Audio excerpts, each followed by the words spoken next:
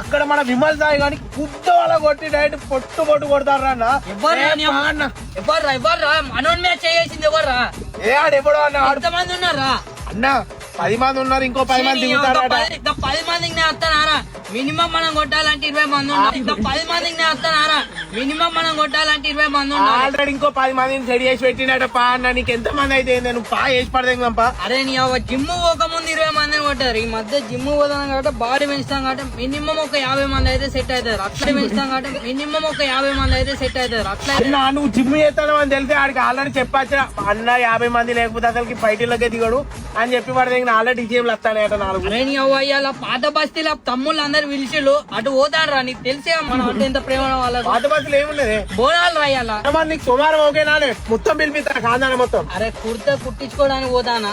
సోమవారం అయితే కుదరరా. మరి ఇంకా మంగళవారం? అరే మంగళవారం అంజనా పుట్టినరోజు అట. మంగళవారం రోజు నేను చేస్తానా? ఏం చేయాలి? నువ్వు లొల్లైనప్పుడు అలానే ఇట్లా ఏమంటావు? పీకుడు కానీ నువ్వు ఎవరిని కొట్టినావా? నువ్వు అసలుకి ఏ లొల్లికైనా వచ్చినావా?